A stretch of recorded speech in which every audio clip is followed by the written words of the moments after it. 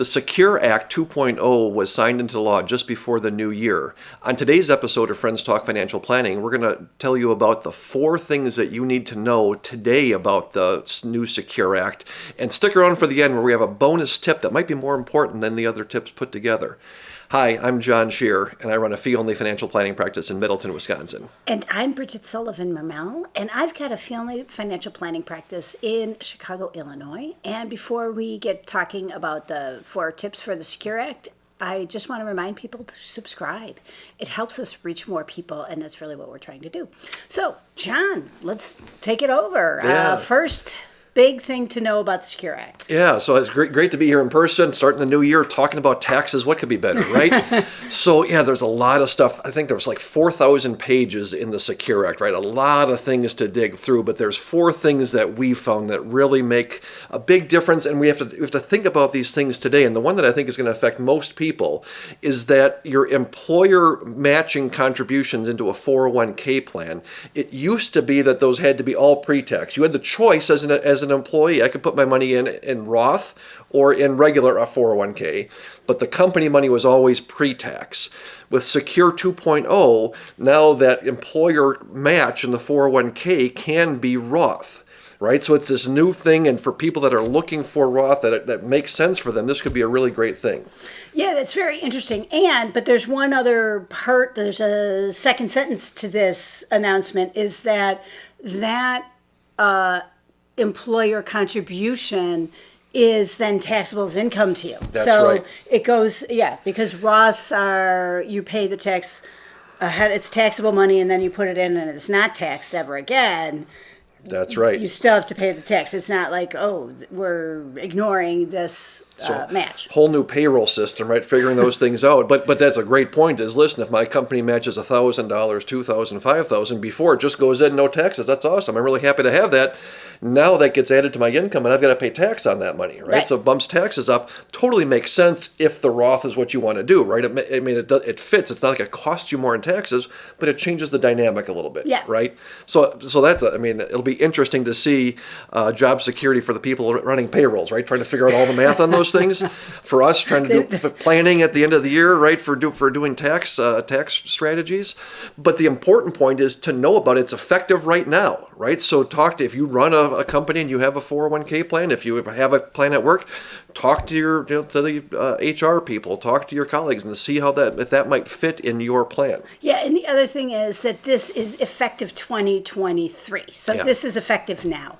The other thing is that I just want to mention is the subtext of Secure Act 2.0, I would say, is more Roth 401ks. It's like now, I don't know what the percentage is actually, but my guess would be that 10 or 15% of companies have it. But the Secure Act 2.0 is really trying to make it broadly available. That's what I would say. They're just there's many more provisions that are trying to encourage it. Speaking of other provisions that deal with Roth, our second big thing that you need to be aware of is for people who don't have a 401k or a 403b at work, but have a simple IRA or a SEP IRA through work, those never had the option to do Roth. So it was a big drawback. Right. Starting today with Secure 2.0, this year, there's the option to have your simple or SEP be Roth. Right. So again, a similar thing. Simples and SEPs are generally for smaller businesses, right? So maybe you run a small business, maybe you got a side hustle that you could do and it didn't make sense to do with simple, and you go, hey, now I can do Roth with that. Or you work in a small company, a dozen employees or something like this, where you can have a little more influence maybe than if you work for a company where there's thousands of people involved in it. Great opportunity here to consider, do you want to have that Roth option with things? Absolutely. And then our third tip is that about solo 401ks. Right. So you talk about as a sole proprietor, this is a lot of people side hustle, and the solo deal is that you don't have employees other than a spouse, right? So no employees, they have the solo 401k where I can defer money into the plan. There used to be rules that said, listen, if you have that, you have to set that plan up by the end of the year or else you can't do anything. By 12/31. By 12/31, right? So in this situation, if I'm running a company and I wanted to set up a solo 401k, I haven't done it yet. In the old days, today it's too late, can't do it. The first Secure Act a few years ago said, you know what, you can set up that plan, but you can only do an employer contribution. right? And so you can put in basically 25% of your earnings on it. It's a little bit more complicated, but that's a round number on that. Hey, you can do that, but you can't as an employee make a deferral. Secure 2.0 now says you can set it up until the tax deadline here, no extensions, but just until April, and you can do an employer contribution and an employee contribution. And what that might mean, so here's where this fits. It's a slightly narrow band, right? If you have your own business, a side hustle, or your full-time business, and you don't have a solo 401k, and you think, hey, I might want to save some money. Now, you used to be able to save, just the employer contribution side of things. Now you can save maybe up to $40,000 or $50,000 by doing that and having some tax savings with it. Yeah. Right? It'll help your tax preparers out a lot, because a lot of times what would happen is that people don't go to their tax preparer for tax planning. We've done entire episodes about the folly of that, but they don't do the tax planning. They show up at their tax preparer and they're like, oh, I got a new business.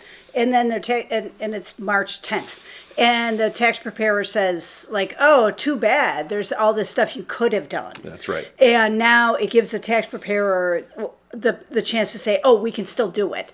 And these are the rules that were in place for the SEP. Although I have to say one thing, and that is with the SEP, you could set it up by the due date of the tax return plus extensions. Okay. So I would double check that. If it's after April 15th and you're watching this video and you really want to do this move, double check that, because my suspicion is that maybe it is the due date of the tax return plus extensions, because I don't think that would really cause too many backlogs or any problems. And so what's the takeaway on this one? And I love how you said, like, hey, you get to the end of the year. It's not like people have I've run a business, I knew I want to do this and missed the deadline. That might be the case. Mm-hmm. But so often that we find anyway, guess what? I did some consulting work on the side. I made a few $1,000. I made $10,000 maybe even, right? Or, I started this thing. It wasn't material, but I started, doing something and I was making some money doing it. Oh, that's right. I got to tell my tax person about it.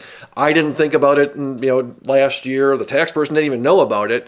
And now there's this opportunity. So the takeaway is sort of like, hey, I've got this income. We aren't doing anything with it. I'd like to save some more money for retirement. Let's make sure I'm talking with my tax person about, hey, I heard about this thing that I can do. Does it make sense, right? We didn't have an opportunity before. Now you've got a bigger opportunity. Was limited. Now we got some other choices. Make sure you're being in communication, because the tax folks, and Bridget, you used to be in that business, right? It's inundated with, you're punching through returns, and it's, everybody knows that this time of year gets really crazy for the tax folks. So when they're going through looking at last year's return, shoot, there wasn't a 401k or a thing on last year's, now it's this year.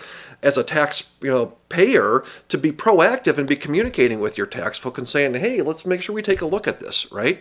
So it could be a big times or a big tax saver for folks.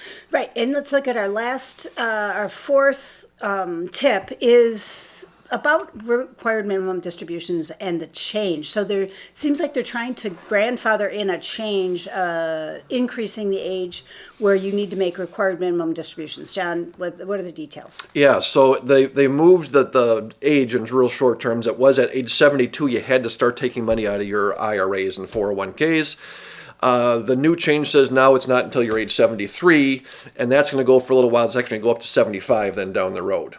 But if you turn 72 this year, coming into this year, you thought, hey, I got to start taking money out and paying taxes. Now you don't have to do that, right? So that's, You're 72. Yeah, right. Good for you. Be aware of that. Yeah, and I misspoke. I said grandfathered in, but I should have said grandparented in. Yeah, very good. I like it. Okay. So what's important about these four tips, right? Some interesting things. Some apply to a lot of people. Some could be really valuable in your niche. These are the four main things that are effective this year. 2023. Right? 2023. We said there's 4,000 some pages. So here's the 5-star tip. As far as what you need to know about the rest of the things is nothing, not nothing. Most other things are effective in future years. Like these are the four big ones we think people need to know about. There may be a couple of other little things, but the major ones that you might have heard of, things like taking 529 money and putting it into a Roth IRA, that's going to be on the table. Yeah. Right? There's a lot of other things that are being talked about. all of those things, all the major things happen in 2024, 2025, 2026 in some cases. So most of the new Secure Act is changing things for the future, which is nice because we get a chance to plan throughout the year. These 4 things we talked about are things that for sure you need to at least be thinking about here in 2023. Okay, so for our final extra tip at the end, let's talk about those issues. And I know at least one of these we're going to do an entire episode on. Yeah. So the issues are 529 to Roth, so 529 savings plan. In some situations, you're going to be able to, if you've got money left over, you'll be able to transfer those to Roth. Again, we're going to do an entire episode on that. What's the next one? Well, then the other thing is once you get to be over 50, you can do these catch-up contributions to your 401k plans. Those rules are going to change slightly, and I think it's in 2024 is the year, but not this year, I know for sure. And there's going to need to be some Roth contributions in order to max out those deferrals. So again, this sort of Rothification of retirement savings is going to take place, but not until next year, or not until future years. And then there's an intriguing idea about employer matching not just 401k contributions, but student loan payments. Yeah, that'll interesting. Be right. Yeah, big right. If I make money payment to my student loan and my employer can match it, pretty good deal. Again, that's coming down the pike. It's in the law. We can plan for it, but not this year. And payroll company fully employed act. That's right. That's right. Yeah, exactly. If the secure is job security for people on the payroll and those sort of things, but that might be what it is. Well, that's a great place to wrap up here with, the things that you need to know about the new Secure Act for 2023. Again, I'm John Scherer. I run a fee-only financial planning practice in Middleton, Wisconsin. And I'm Bridget Sullivan Mermel, and I've got a fee-only financial planning practice in Chicago, Illinois. And we're both members of ACP, or the Alliance of Comprehensive Planners. So we're both looking for taking clients and talking to new clients. But if you want to find an advisor in your area who thinks kind of like us, you can check out acplanners.org. And don't forget to hit that subscribe button.